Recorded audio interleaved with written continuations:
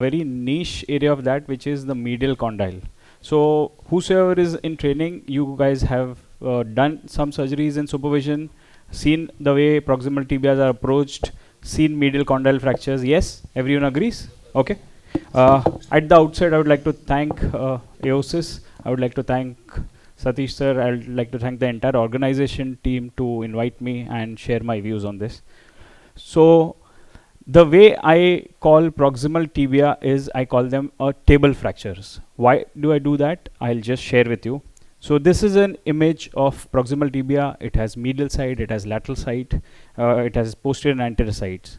But actually the way we should look at proximal tibia is something like this, and that is why I call it as table fractures. The concept is proximal tibia behaves like and functions like a table, which has a lateral pillar, it has an anterior pillar, and it has a medial pillar. The posterior pillar is not seen because of overlap. And the entire philosophy of treatment column approach is entirely based on this, that whatever pillars are broken, you need to support them and fix them well. Okay? Let's have a case discussion. I'll just go serially. So you can see the X-ray. Okay, so this was a 45-year-old individual, had a road traffic accident, and this is the X-ray which I have. What can you share? Whatever you can share. You can sit and talk, that's okay. Yes?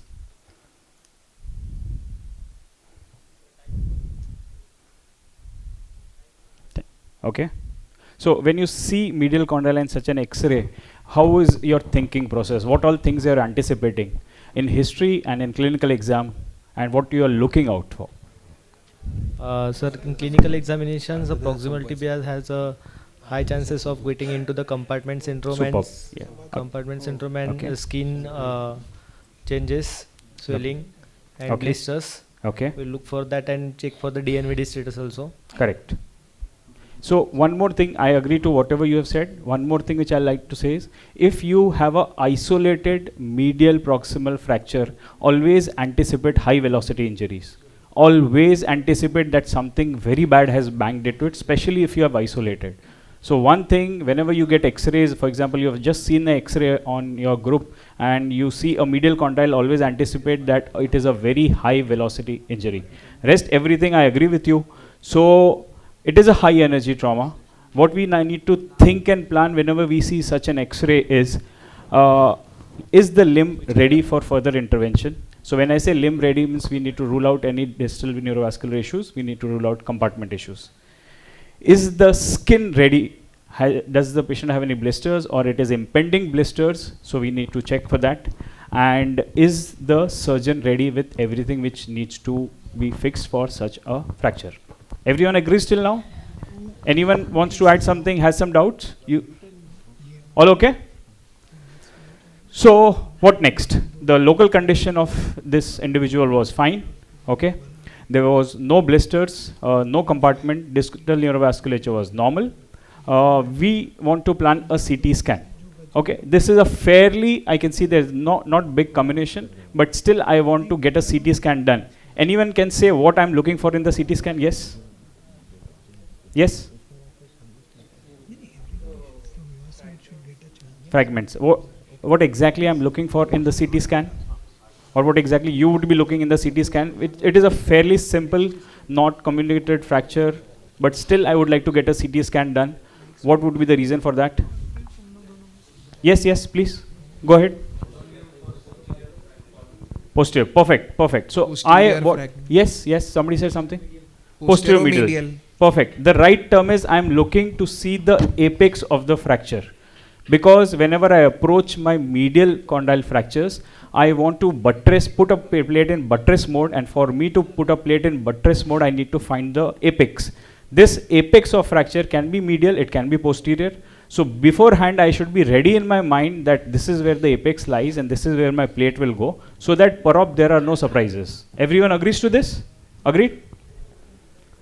So approach. Yes, anyone volunteers to take an approach for this? Yes? Yes, sir? How would you approach this? Come on, tell us something, whatever. You can be absolutely right, absolutely wrong. No Does judgment not here. matter. depending on CT scan.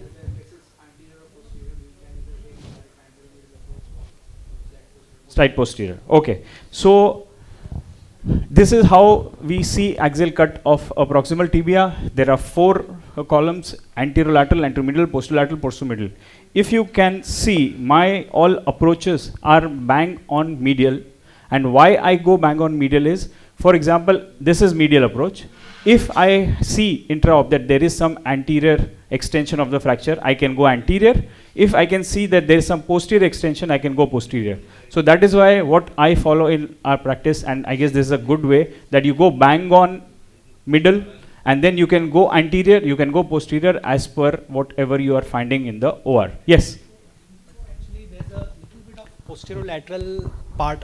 Fragment is extending posterolaterally. So this is So a in that typical, case, this is a typical medial condyle fracture, and it is having an intra-articular extension. on It the has posterolateral. intra-articular. Yes, it has an intra-articular. So with the bang on medial approach, how will we go on the? We are coming to that.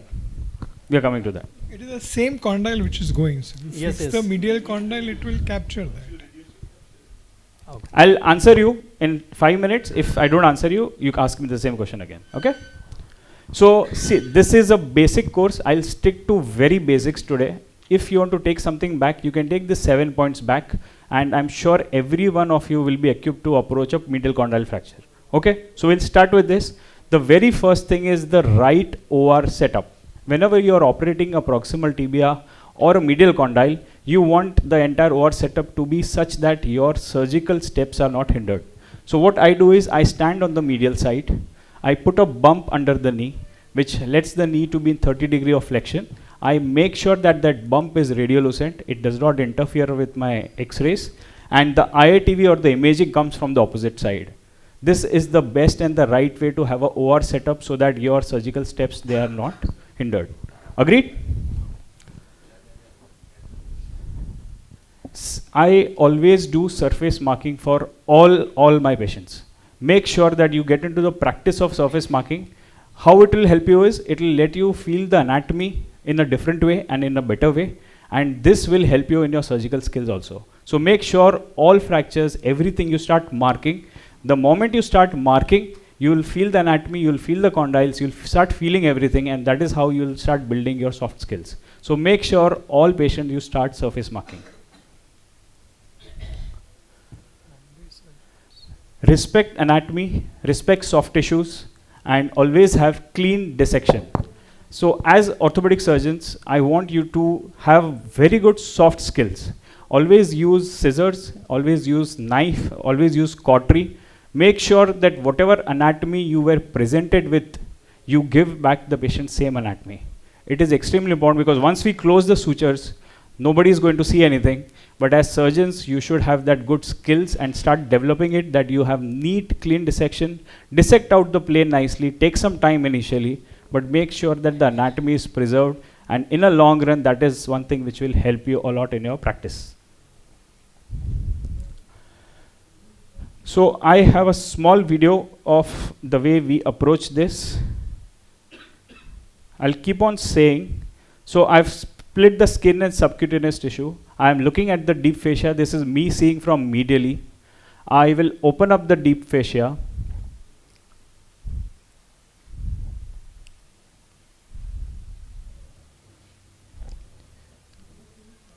I'll be in the planes. What you're looking at is now gastroc muscles. I will make sure that I preserve my hamstrings and their attachment. So I will reflect it and protect them. I will separate my gastroc from semimembranous so that my proximal and posterior tibia is visible.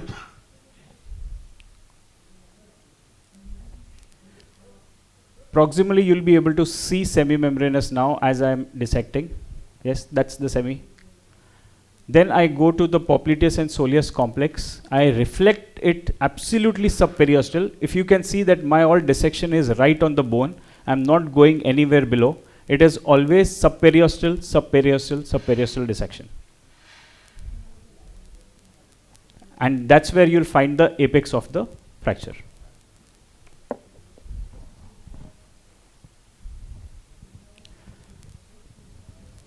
fourth, we discussed a lot. We have to find the apex of the fracture so that we know where our buttress plate is going to go, whether it is medially or whether it is posterior-medially. So this is the apex which I was talking about. I can see that I found my apex medially, so I put a plate on the medial side and I temporarily fixed it with a K-wire so that next I can put a plate and fix it nice. Extremely important when we address medial condyle fractures. Always have a set of plate benders on you, because not every plate is going to match all the bones. Whatever plate system you have ordered, it may match, it may not match. For you to put a plate in buttress mode, it has to match the contour of the bone. So always have a set of plate benders on you whenever you are planning a buttress mode of fixation anywhere in the body.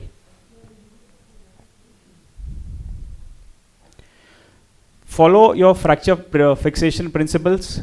We first initially put a cortical screw so that the plate matches completely the bone, and then fix it in the locking phase. So all cortical principles, all locking principles, follow it the way you do it routinely, or the way you see it routinely. And last, work on your soft tissue skills.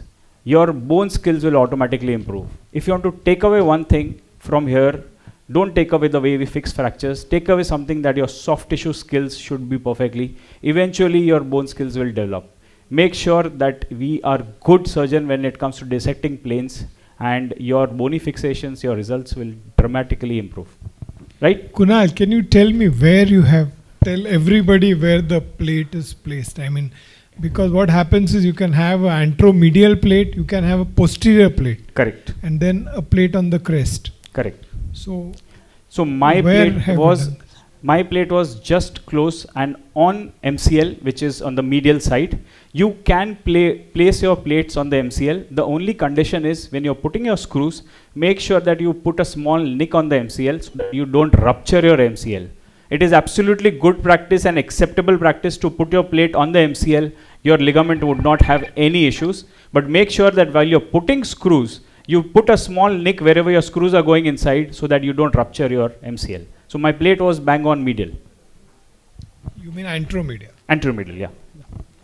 Anyone, any doubts till now? So if it was So if it was an anteromedial plate, do you still need to erase the gastrocnemius? So I was in the opinion that I want to see the fracture right, it goes till the behind, so that I do not miss anything. I don't need to support it with the extra plate. So I want to see the entire fracture and then decide this was the apex, this is the way I want to put my plate. Same way, extending his question, that we could have got by just traction and giving some amount of varus valgus, holding it with maybe K-wire before you do this. I mean, agreed. At times I have seen that there is periosteum which is stuck between the two bony pieces. So when I see those fractures, I always clear out some periosteum which invariably goes and gets stuck and might lead to some delayed union. So that is the reason I see the entire fracture and then put a plate wherever it is needed. With the hamstring tendons on, actually, and you want to put two plates, like one anteromedial and posterior, is it good idea to keep them on or cut and repair again? So I try to preserve till the point that they are really coming in way. So what I do is I dissect, I loop it out of the picture. 99% of the times I'm able to do it. Once or twice it has happened that they were really coming into picture, then I just put a nick. I left a cuff of periosteum so that I can suture everything back together. So that, jokingly, that's the rule of 20 in orthopedics. We orthopedic surgeons respect vital structures for 20 minutes, then we fuck them up. Supraclavicular nerves. I hope I'm able to change that. I hope I'm able to change that today. Sir, should we go with the MRI in these cases to know the soft tissue structure or meniscus injuries? Yes. So these days, last 3 years, I always get a MRI scan done to rule out meniscus and ACL, PCL. The thing is, this helps me to explain my patients that we do have some soft tissue issues in future. If you have symptoms, we'll correct it. So yes to that question, I always get a MRI done now. Both. Sir, can we